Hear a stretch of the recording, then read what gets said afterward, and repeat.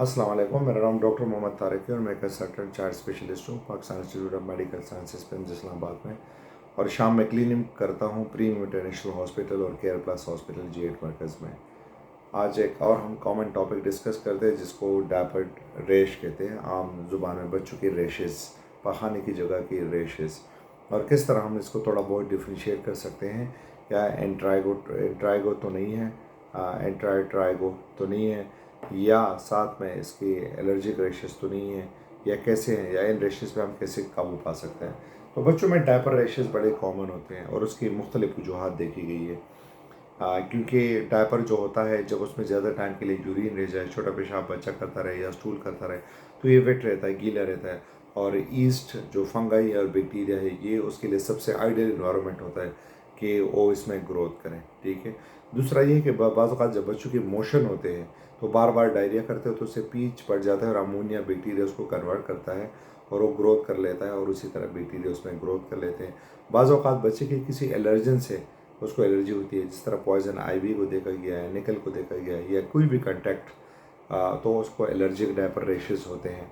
ठीक है। और बाज़ औक़ात बच्चे जो होते हैं थोड़े से बड़े हो जाते हैं तो इनके स्किन फोल्ड्स या बटक और ताई के दरमियान फोल्ड्स में जब कोई स्टूल या कुछ भी चीज़ रह जाए और उस जगह की एरिएशन, हवा उसमें नहीं जा रही हो, स्वेटिंग हो रही हो, ठीक है, पर्सपायरेशन, तो उन बच्चों में भी इसी तरह ये रेशेस हो जाते हैं। तो उस रेशो में जो दो फोल्ड्स के दरमियान, जिस तरह बड़ों में जब डायबिटिक हो या बहुत ज़्यादा ओबीज हो, बहुत बड़े हों, और उनके जो है गर्दन और उनके दरमियान फोल्ड्स, या आर्म पिट्स में, या फीमेल जो हमारे औरतें हैं उनके छाती के नीचे हिस्से वाला जिसमें हवा नहीं जा रही हो और कुछ भी चीज़ मुअल्लिक हो जाए, तो उसकी वजह से उनको रेशेस डेवलप हो जाते हैं, जिसको हम इंटर ट्राइगो कहते हैं।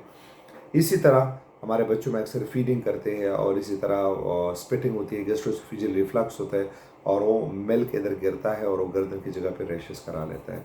तो बच्चों में जब भी स्टूल के रैशेस हो, जिसको हम डायपर डर्मेटाइटिस कहते हैं, इसमें किसी चीज़ की ज़रूरत नहीं, इसमें कुछ कॉमन चीज़ें हैं जो आपने करानी है।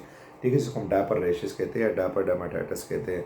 उसमें सबसे पहले कि पैम्पर्स जो डायपर्स है बहुत ज़्यादा वक्त के लिए नहीं होना चाहिए, जल्दी जल्दी चेंज करना चाहिए, ड्राई होना चाहिए, दिन के वक्त कुछ टाइम के लिए खुला छोड़ना चाहिए ताकि स्किन ब्रीथ करे, स्किन जो है उस पर हवा आती रहे। चौथा, अगर डायरिया है तो जल्दी जल्दी चेंज होनी चाहिए। वाइप से साफ नहीं करना चाहिए, इसमें केमिकल पॉइजनस पाउडर्स होते हैं और वो भी एज ए इरिटेंट काम करते हैं और बच्चों के रेशेस को मज़ीद बढ़ाते हैं। ठीक है। और इसी तरह कभी कभार एची रेडिस रेड, कभी कभार तो ब्लिस्टर इवन बन जाते हैं इधर जिसम पे। ठीक है। तो और हमेशा जो नीम गर्म पानी है उससे ही रेशेस को साफ करें। ठीक है। और डायरिया के लिए ट्रीटमेंट दे दें। तो ये सबसे कॉमन चीज़ें हैं जो अगर हम बच्चों में करें तो हम इसी तरह अवॉइड कर सकते हैं। अगर फोल्ड्स इन्वॉल्व हो, स्किन फोल्ड्स, ठीक है, और इसी तरह फीवर हो जाए, तो फिर हम कहते हैं कि सुपर एडेड बैक्टीरियल और फंगल इन्फेक्शन भी हो गया है, तो हम फिर उसमें वो दे सकते हैं। और अगर ज़रूरत हो टॉपिकल स्टीरॉइड्स, तो हाइड्रोकॉर्टिसोन 1% दे सकते हैं।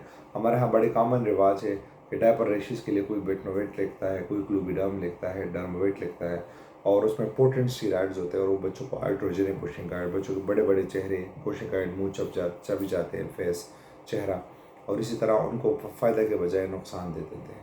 तो बच्चों में जब भी रेशेस हो, सिंपल जिंक ऑक्साइड पेस्ट इस्तेमाल करें, जो पिट्स क्रीम, रैशनल, सूडो क्रीम के नाम से आते हैं, तो उसमें कॉमन इस्तेमाल करें। और फिर अगले का अगर कोई एंटीबैक्टीरियल या फंगल की ज़रूरत हो तो डॉक्टर के मशवरे के मुताबिक इस्तेमाल करें। Thank you.